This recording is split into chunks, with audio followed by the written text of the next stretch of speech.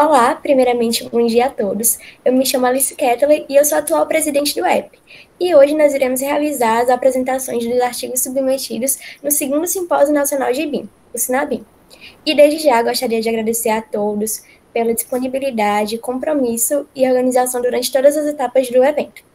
E agora nós iremos realizar nossa primeira apresentação, que vai contar com o artigo das autoras Thaís Schettini e Érica de Souza, onde o artigo ele possui como nome Retrofit Energético com BIM, Análise de uma RSL. Agora eu passo a palavra para a Thaís e ela pode iniciar a apresentação. Muito obrigada, Thaís. Olá, bom dia a todos. Agradeço a oportunidade de estar apresentando aqui esse artigo no simpósio. Vamos lá. Começando aqui sobre a introdução, né? Eu falando assim de modo bem mais genérico, a gente tem a situação de que o planeta, os estudos apresentam que o planeta ficará 1,5 graus mais quente até 2030, com maior frequência de ondas de calor. E visto que a eficiência energética das edificações é uma estratégia para evitar esse aumento de temperatura do planeta. A eficiência energética dos edifícios existentes é identificada sendo mais limitada do que de um projeto novo, necessitando, assim, mais esforços para se alcançar a eficiência energética. Então, como já tem vários edifícios construídos, a gente observa a necessidade de uma estratégia para aumentar a eficiência energética. E estamos em um contexto que o estudo do BIM, Bureau Information Modeling, tem como os principais destaques a utilização do modelo virtual, modelagem paramétrica, interoperabilidade e que permite a troca de dados entre diferentes softwares. E esse BIM a gente pode utilizar também para análise de eficiência energética. Então, o objetivo desse artigo é sobre apresentar e discutir os resultados bibliométricos de uma revisão sistemática de literatura sobre esse tema, com o objetivo de identificação do estado da arte. Então, o método foi utilizado com o uso desse aplicativo aqui, que é o START. Ele foi feito, essa revisão sistemática, em maio de 2021. E a pergunta principal para iniciar foi: quais são os métodos, as ferramentas e as técnicas que estão sendo utilizados para simulação e análise de eficiência energética com o uso do BIM? Então, inicialmente foram lidos esses dois trabalhos, o de Lambert e Dutra Pereira e o de Sanildo et al., 2018. E com isso foi-se gerada essa tabela de protocolo, que a revisão sistemática é feita seguindo o protocolo. Então, temos certos parâmetros. Temos as palavras-chave e strings que foram utilizadas. Foi utilizado o critério para a seleção de base, as bases de artigos. Então, foi utilizado com um e-mail institucional da UFBA. Eu e a professora Érica somos da UFBA. Então, nós utilizamos ali, a partir desse momento, para a extração de dados para a plataforma START. E foram utilizadas plataformas, a Science Direct, ACM, Web of Sciences, Scopus e IEE. Então, foram utilizados como extração o ano de publicação, as ferramentas, foi extraído a identificação dos métodos, sistemas de edificação, qual o retrofit foi proposto, como eu vou apresentar a vocês.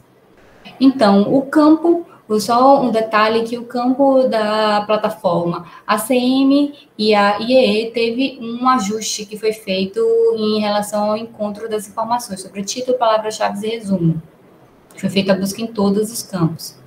Então, na primeira etapa da pesquisa foi feita a leitura do título, palavras-chave e resumo das publicações encontradas para serem aceitas ou rejeitadas. Quais foram os trabalhos, artigos que foram excluídos? Foram aqueles que não foram encontrados para leitura, aqueles que foram encontrados em duplicidade, aqueles que não tratavam de eficiência energética, BIM e retrofit ao mesmo tempo, e aqueles que tinham como objetivo somente analisar uma ferramenta. Então, ao todo, foram encontrados 216 artigos, sendo 49 incluídos e 167 excluídos da análise. E aqui temos uma imagem que resume quais são as plataformas que foram buscados artigos, quais foram os artigos aceitos, a quantidade de artigos aceitos, os excluídos pelos critérios e os excluídos por duplicidade. Por que isso por duplicidade? Porque aqui temos também a ordem das plataformas que foram buscadas. Temos a Science Direct, a ACM. Depois, quando eu fui buscar na Web of Science, haviam identificados 19 artigos duplicados em relação ao que já tinha sido encontrado na ACM e na Science Direct. Então, a partir dessa imagem, vocês podem observar que a Web of Science foi a base com o maior número de trabalhos que foram utilizados para essa revisão sistemática. Então, a análise agora sobre esses artigos encontrados, todos foram classificados pelo ano. Então, a gente pode observar que a partir de 2008 encontrou-se artigo relacionado, né, ao tema pelos critérios de inclusão, e a gente pode observar que a concentração no ano de 2019. Podemos observar sobre as tipologias de edificação que são utilizadas nos estudos de caso, porque temos artigos que têm estudos de caso e tem artigo que tem uma informação sobre o tema. Nesses que tem, a gente pode observar aqui no gráfico que temos 15 que não apresentam estudo de caso e outros 34 que apresentam. Desses 34 artigos que apresentam estudos de caso, a gente pode observar uma concentração de estudos de casos de instituições educacionais, que foram 14, enquanto isso, em seguida, em sequência, residenciais, que foram 12. Agora, sobre as etapas, né? O que foi identificado, né, dentre esses artigos, e foi identificado que, apesar deles terem diferentes metodologias, né, de pesquisa, de trabalho, de aplicação, é possível identificar um roteiro comum entre esses diferentes autores, em que pode-se identificar que existem 3 etapas básicas de trabalho. A primeira etapa eu chamei de documentação, a segunda, modelagem BIM e simulação energética, e a terceira, a proposta de retrofit. A documentação pode ser dividida entre documentação geométrica e documentação energética. Na documentação geométrica, dos 49 trabalhos, né, avaliados, 27 indicaram um método de cadastro. Mas a gente pode observar que, na verdade, dentre essas 27, tem algumas que apresentaram mais de um método de cadastro geométrico. Então, assim, dos métodos de cadastro geométricos, temos a utilização de imagem satélite, utilização de fotogrametria, o 3D Laser Scanning, o cadastro com trena, modelo 3D existente e planta baixa existente. Isso pode observar que planta baixa existente é o método mais utilizado nessas pesquisas. Então, já tem um aproveitamento. Apesar, né, da planta baixa ser o mais utilizado, há nos artigos um crescente interesse do uso da metodologia do 3D Laser Scanning.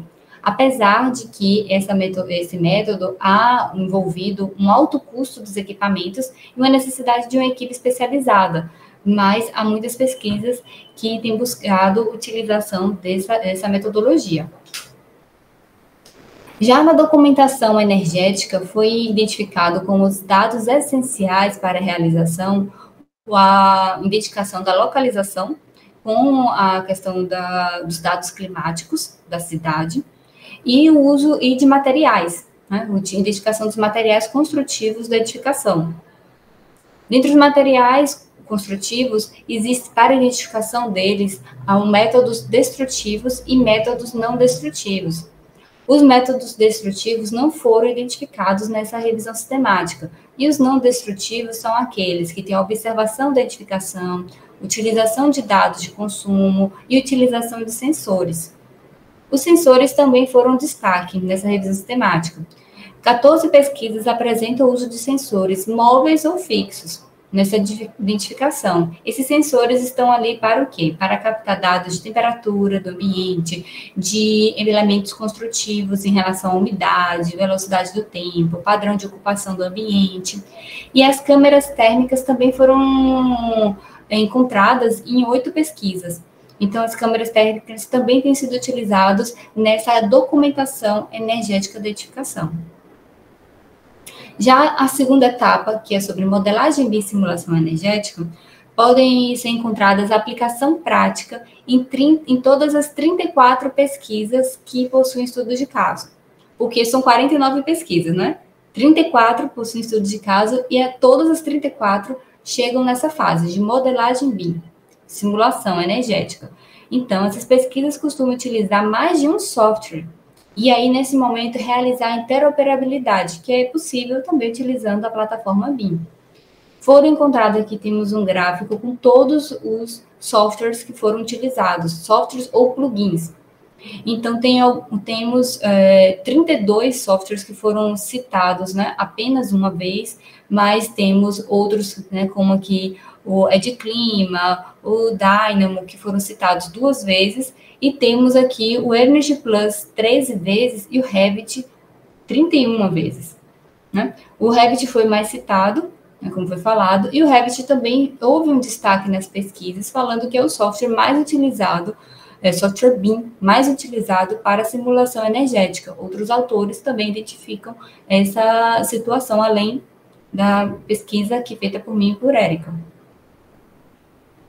Então, da modelagem BIM, como resultado, foi identificado que, quando a gente confere os dados do consumo atual, real do edifício e o edifício simulado, às vezes eles não estão com os mesmos resultados.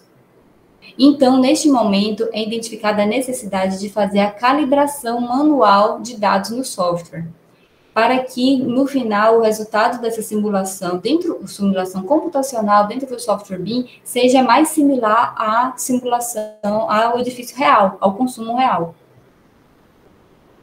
Entretanto, né, nessa modelagem BIM e simulação, diversos pesquisadores entendem que o BIM ainda é inadequado para a simulação de retrofit em edifícios existentes, diante de vários desafios que estão atualmente para uma fonte confiável desses dados, diante dessa necessidade de calibração, entende? Então, assim, o formato, quando a gente transporta do software BIM para um software de análise energética, a gente tem os dados de FC, XML, GBXML, que às vezes tem alguma perda de informação. E a terceira etapa é a proposta de retrofit, que é sobre a utilização de mais de uma proposta de solução, foi encontrada, né? Então, aqui temos um resumo com as propostas apresentadas, né, categoria de fachada, categoria de sistema, categoria de captação de energia. Então, foram identificadas, em resumo, propostas passivas, que é sobre troca de temperatura do ar, instalação de sensor de ocupação, e sobre o isolamento da fachada, que vocês podem ver no gráfico, que foi o mais utilizado. O isolamento é sobre o uso de parede de trombe, fachada ventilada e alteração de materiais da fachada. Ou seja, 26 pesquisas realizaram a simulação para aumento de eficiência energética, e dentre essas, 15 pesquisas objetivaram alcançar selos energéticos ou normas. Dessas 26, 11 somente objetivaram aumentar a eficiência energética, não estavam olhando a norma específica daquele país específico, não, era somente olhar o consumo atual e diminuir o consumo energético. E temos nas propostas de retrofit a situação do custo, né? Ele não foi feito a verificação do custo do retrofit em todas as pesquisas, mas a gente sabe, né, pelas pesquisas foram identificados que o BIM é muito bom, que facilita o cálculo do custo financeiro dessa proposta. Então, de 13 pesquisas que calcularam o custo da obra, 12, além de calcular o custo, calcularam o payback, que é esse retorno financeiro. E uma pesquisa chegou até a fazer a avaliação da produção de CO2 para a execução dessa proposta. Então, de conclusão que pode se observar, a gente identificou que a revisão sistemática é um método relevante para a identificação do estado da arte do tema. A gente identifica aumento de produções a partir do ano de 2014, e a gente identificou essas 3 etapas em relação à produção desses artigos. Na documentação, temos a variedade de técnicas, como 3D Laser Scanning e sensores com câmeras térmicas. Sobre a etapa de modelagem e simulação energética, temos mais softwares, né, diversidade, softwares e plugins disponíveis e destaque do software Revit. E sobre a proposta do retrofit, temos soluções mais adotadas, destaque naquele impacto da fachada para a eficiência energética. e também aquela possibilidade de análise de custos de retrofit. E, por fim, a gente entende que o BIM contribui com a metodologia de simulação do retrofit para ampliação da eficiência energética, mas é necessário um aperfeiçoamento para a simulação com maior confiabilidade. Aqui são as referências e, por fim, termina aqui a apresentação.